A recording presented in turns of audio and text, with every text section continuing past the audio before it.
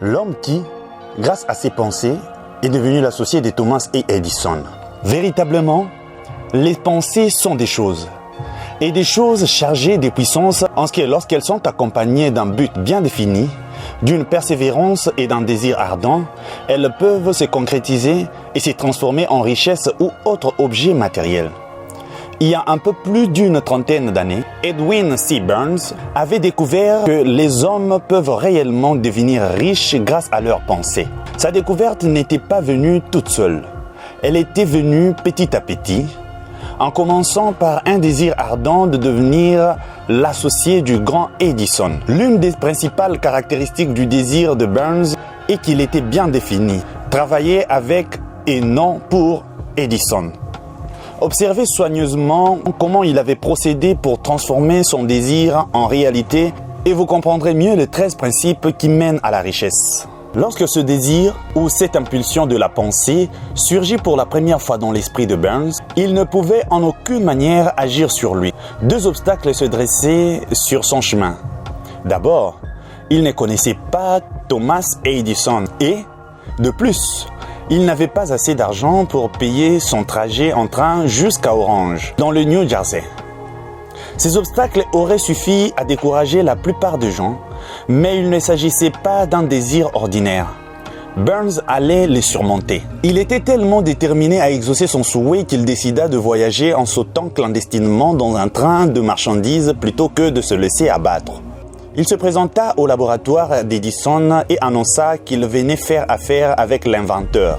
Quelques années plus tard, relatant cette première rencontre, Edison raconta: « Il se tenait debout là devant moi et ressemblait à un type ordinaire, mais quelque chose dans l'expression de son visage me donnait l'impression qu'il était très déterminé à obtenir ce qu'il venait chercher. Des années d'expérience m'avaient appris qu'un homme qui désire réellement et profondément une chose et qui est capable, pour l'obtenir, de jouer tout son avenir sur un simple coup de dé est sûr de gagner. Je lui ai donné la chance qu'il demandait parce que j'ai vu qu'il était fermement décidé à réussir. Les événements m'ont donné raison. Ce que le jeune Burns a déclaré à Edison à cette occasion était bien moins important que ce qu'il pensait. Edison lui-même l'a dit. Ce n'est pas l'apparence du jeune homme qui lui a valu ses débuts dans le bureau de M. Edison, car elle aurait plutôt joué contre lui. C'est ce qu'il pensait qui a pesé dans la balance. Si la signification de cette phrase pouvait être transmise à chaque personne qui la lit, il ne serait pas nécessaire d'écrire la suite de ce livre. Cependant, Burns n'avait pas obtenu tout de suite ce qu'il voulait avec Edison lors de leur première entrevue. Il avait eu la possibilité de travailler dans les bureaux d'Edison à un salaire plus qu'ordinaire. Il y accomplissait des tâches qui étaient sans importance pour Edison, mais des plus importantes pour Burns, car cela lui donnait l'occasion de faire étalage de sa marchandise pour que l'associé qu'il espérait puisse le remarquer. Les mois passèrent. Apparemment, rien ne permettait à Burns de se rapprocher du but qu'il s'était fixé comme objectif principal, mais quelque chose d'important s'est précisé en lui. Son désir de devenir l'associé d'Edison s'intensifiait. Les psychologues ont dit avec justesse que lorsqu'on est vraiment prêt à obtenir une chose, celle-ci vient toute seule. Burns était prêt à cette collaboration avec Edison et il était déterminé à le demeurer jusqu'à ce que son désir se réalise. Il ne se disait pas « À quoi bon ? Je ferais mieux d'abandonner et de me contenter d'une place de vendeur. » Au contraire, il pensait « Je suis venu ici pour devenir l'associé d'Edison et je ferai tout pour atteindre mon but, même s'il faut y consacrer le reste de ma vie. » Et il le pensait vraiment. L'histoire des hommes serait bien différente si seulement ils avaient un seul but précis et s'y tenaient suffisamment longtemps jusqu'à ce que cela devienne une obsession.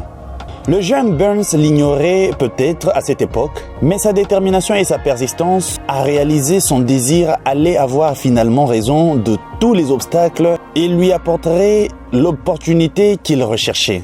L'opportunité qu'il attendait se présenta enfin. Mais pas du tout sous la forme qu'il avait imaginée. C'est l'un des tours qu'elle nous joue. L'opportunité entre dans notre vie par la porte de derrière et bien souvent sous forme de malheur ou de défaite temporaire. C'est probablement pour cette raison que beaucoup de personnes ne le reconnaissent pas. Edison venait juste d'inventer une nouvelle machine de bureau, connue à l'époque sous le nom de machine à dicter d'Edison, et maintenant appelée Ediphone.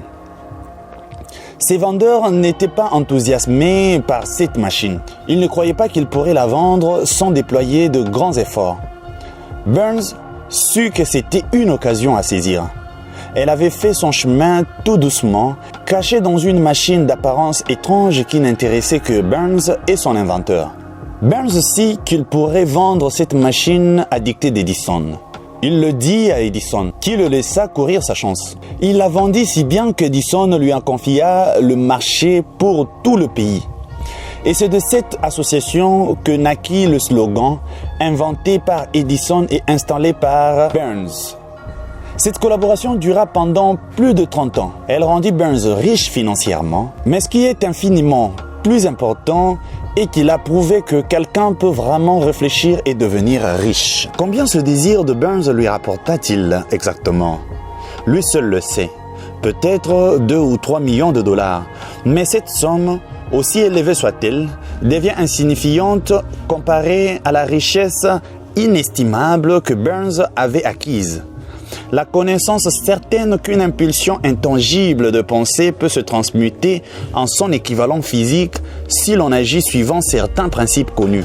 Burns s'était littéralement imaginé en associé du grand Thomas Edison. Il désirait faire fortune. Il n'avait rien d'autre pour commencer que la capacité de savoir ce qu'il voulait et la détermination de persévérer jusqu'à ce que son désir se réalise.